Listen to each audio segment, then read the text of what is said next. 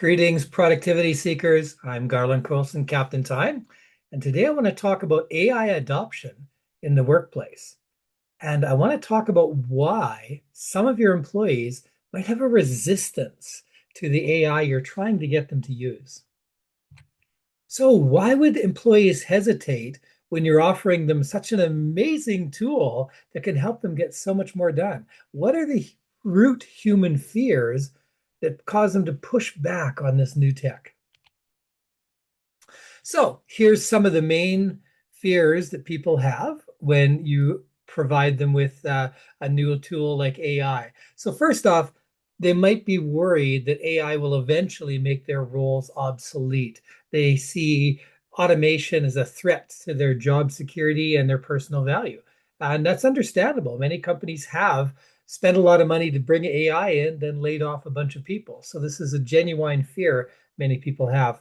Also, people are used to working with their existing workflows. So they're worried that there's going to be chaos introduced into those workflows.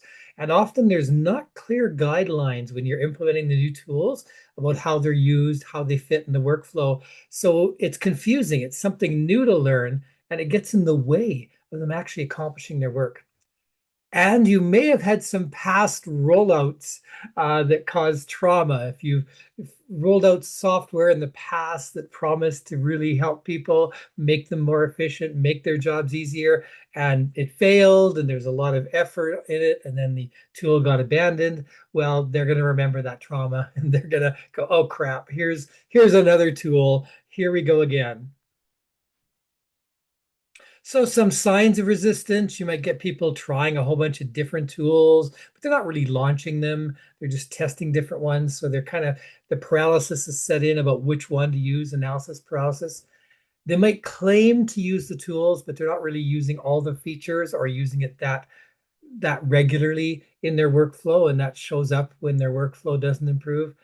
And many people are using unapproved apps in secret. So let's say if you decided, okay, our company's going to go with Microsoft Copilot because we're a Microsoft organization, and some people don't like Microsoft Copilot, so maybe they're using Chat GPT or Claude instead. So yes, they're using AI, but they're resisting the AI you want them to use. And so it's not going to show up if you're tracking the AI use in the tool you've chosen to implement in your company.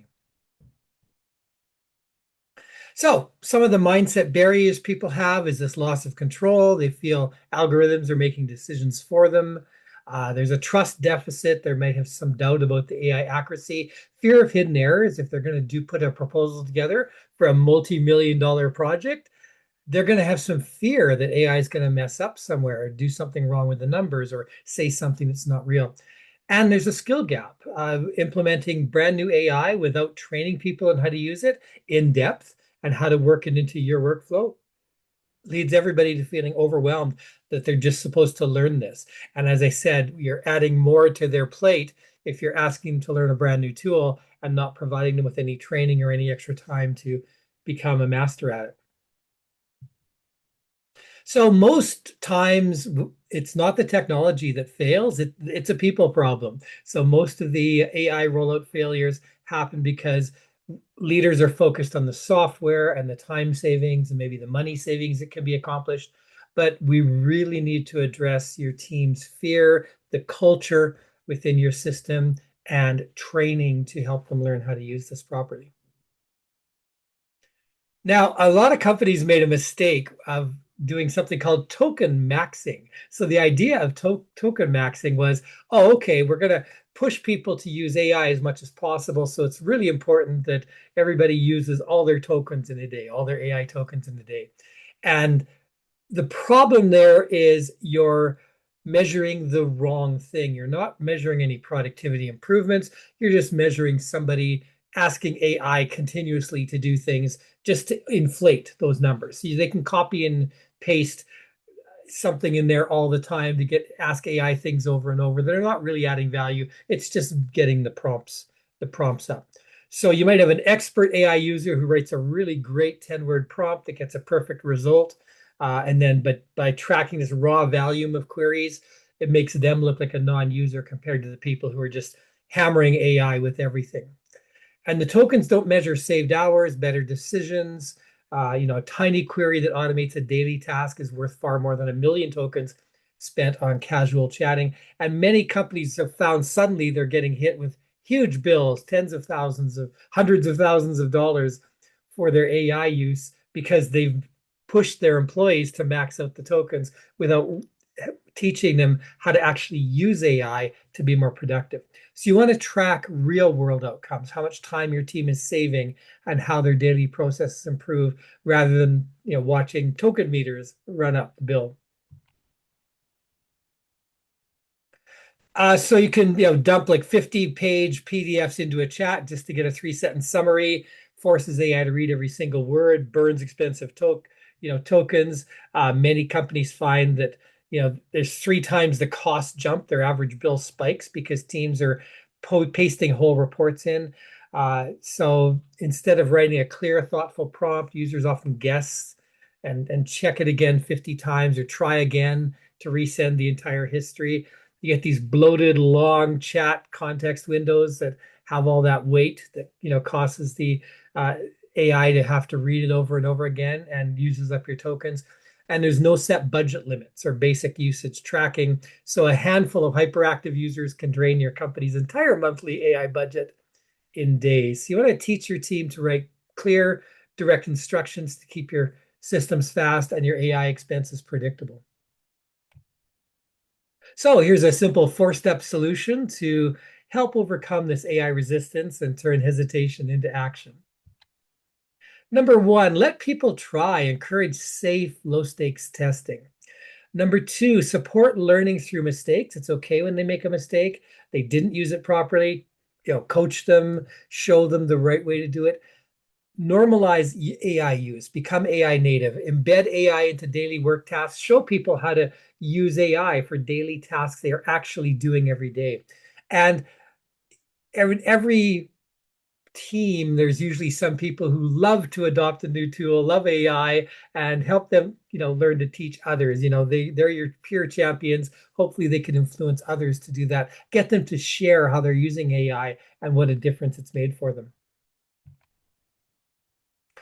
And many of our teams are too busy to learn. They're already swamped with daily tasks. You just added a new involved piece of software that, yes, it will eventually save them time later, but finding that free moment to actually sit down and learn it feels impossible right now. So you need to make sure you're building learning in small, easy ways right into the workday. Create safe spaces, let people experiment, let leaders share their own AI learning curve. If you're a leader and you're not using AI, well, your team takes their cue from you, and oh well, if our boss isn't using AI that much, then there's really no need for me to do that as well. Celebrate these small wins that people do by using AI. Share how AI made a difference in that project.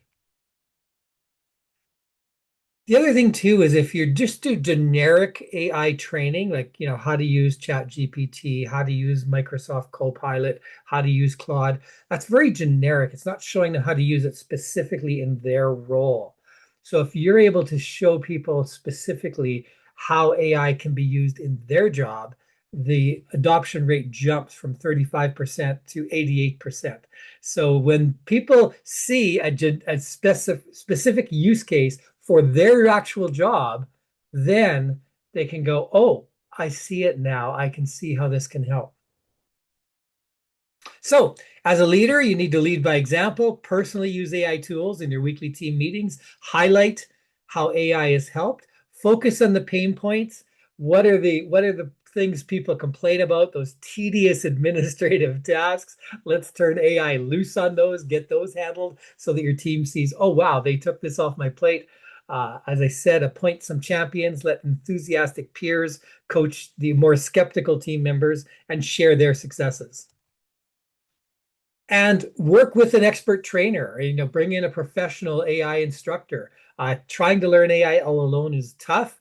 With an expert, you can shortcut that. Your team doesn't have to guess. A professional instructor makes learning fun, answers tricky questions in real time, helps everybody build their confidence. And the AI training offered by Captain Time is tailored to your daily work. It's not generic guides. You get practical steps built for your actual job. We don't just do a slideshow. We get people to work right within AI so that they can learn by doing live exercises. So instead of being confused about AI, we can turn learning AI into a fun team building event for you. So book a discovery call today. I'm Garland Coulson, Captain Time. Reach out at captaintime.com or look in the description of this video for more information on how to contact me. Thanks so much for listening. Please hit the like and subscribe button to help others find our content.